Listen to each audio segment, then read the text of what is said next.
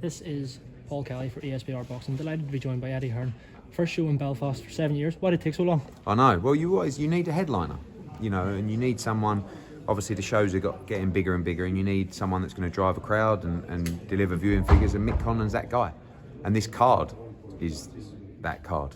It's a brilliant night of boxing, big night for Mick Conlan, coming off the back of a huge weekend for Irish boxing in Dublin. And I kind of feel like we left in May and everyone was like, oh, that's the end. And Mick got knocked out for the world title and it was like, Irish boxing's over. Now we're on the verge of something really big in 2024. So I think you'll get a great night on Saturday. You mentioned a few other fights in the card there. We'll quickly go through it. The Battle of Belfast, people are calling it. Lewis Crocker, Tyrone McKenna. Don't know if you knew a whole lot about Lewis Crocker before. You might well have done, but what your thoughts on that fight? Yeah, I know he's a really good prospect, but I know he's never really been tested. Yeah.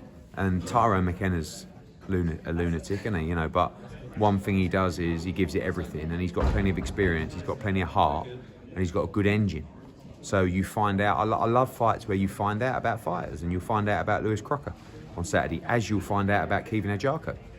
Someone that I believe can go and headline shows in Belfast himself, but in with a tough man. And if he's not the fighter that we think he is, you get beat. And that's why there's so much jeopardy in the fights, and that's what leads to so much excitement. And the Sean McComb, Sam Maxwell fight as well. Is that a matter of, is it fair to say Sean McComb points or Sam Maxwell stoppage? Just so people are viewing it? Again, not working with those guys and obviously working with Conlan Boxing, it's just like sling them in. Yeah. Go and entertain us and the winner stays on. If Sam Maxwell wins, all of a sudden he's back on the horse in big fights. If McComb wins, great opportunity for him to be involved in other big nights in Ireland. So, all these guys, and down to people like Paddy Donovan, great example of someone that made a big statement last week, all of a sudden in a great position and can be a big part of these huge nights moving forward. You mentioned the show last week, obviously Katy Taylor getting redemption over Chantel Cameron. Is it all roads lead to the trilogy now? Probably. I mean, a lot depends on Chantel, really. I think whenever you come away from home, she'll probably feel like a few things went against her. And you're always up against it when you fight Katy Taylor in Ireland. But she won the first time, fair and square, and Katy won the fight last Saturday. I don't think anyone doesn't think that's the case. But I would love to see a trilogy. You've also got the Amanda Serrano rematch, and conversations are ongoing to see, if we can find a big stadium for Katy's next fight in 2024. And is Croke Park the only big stadium? Because there are obviously a few others in Dublin as well. Yeah, definitely not. But that's the kind of, it's always been the chat and the dream, if you like. I mean, Aviva is an incredible stadium, and we could definitely go there. But we would like to explore all avenues with Croke Park to see if there's any chance of making it happen.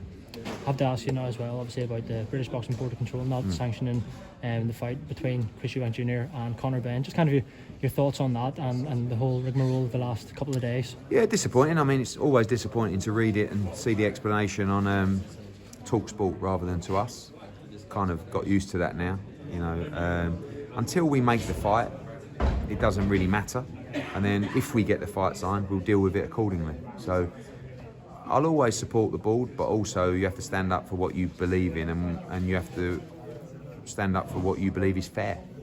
But all irrelevant until we get that fight signed. But I am trying to get that fight signed, and we may do it in the next 3 or 4 days. And in your heart of hearts, is that the fight that happens next for both men? Yeah, but it might not. But if it doesn't, it'll be because one of those two have not signed. And that's what we're trying to get to now. And does it have to be in the UK, or could it go to somewhere like Saudi? I want to do it in the UK. It's the biggest fight in British boxing. It's a stadium fight. It's exactly what British boxing needs right now. We know it's contentious, but the plan is still definitely hold it in the UK. And just finally, Eddie, good schedule coming up as well. Obviously, you got Sonny Edwards, Bam, then Joshua Wallen on the 23rd. How's Joshua looking with Ben Davis and new coach? Good. I mean, coming off last week and then Belfast and then Haney Prograis next week and Sonny against Bam and then the big day of reckoning card in Saudi. So huge few weeks ahead. Josh is good, calm, excited. Been training with Ben Davison. Wanted to base camp in the UK because of the short time frame of camp for Otto Warlin. It's a tough fight, very tough fight, but looking good and confident to do the business in Saudi. I was talking to Billy Nelson earlier, and he said that. Sorry about that. I was talking to Billy Nelson earlier, and he said about the change of trainer and stuff for Joshua shows insecurities.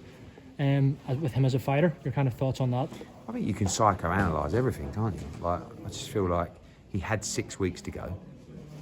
if he flew to Texas, it would probably take him a week to recover from the jet lag, and then he wants to be in Saudi 2 weeks before the fight. So he's going to have 3 weeks of training in Texas, and just decided, I've been training with Ben Davison, it's going really well, I'm quite comfortable here. I mean, myself and Derek will pick up after, but feel good. He's not overthinking it, so others shouldn't either.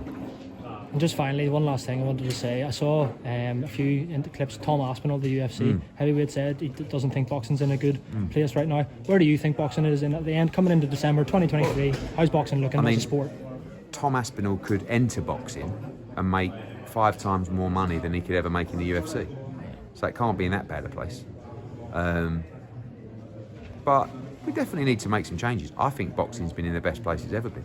You know, you look at the schedule that we've put together, it's definitely the best schedule we've ever done. I think fighters are starting to take more risks. Obviously, you've got a huge influx of revenue coming from the Middle East to make big fights. Yeah, worldwide, I think boxing's in a great place, but we can always improve. And the frustration still exists in boxing of the best be the best, and we don't have the benefit of fighter contracts like UFC do, where they just tell you who you're fighting. But as we've seen, financially, the talent get paid another level in boxing to what UFC fighters make. So in that respect, surely it must be in a decent place. Absolutely. Thanks very much, Eddie, for your time.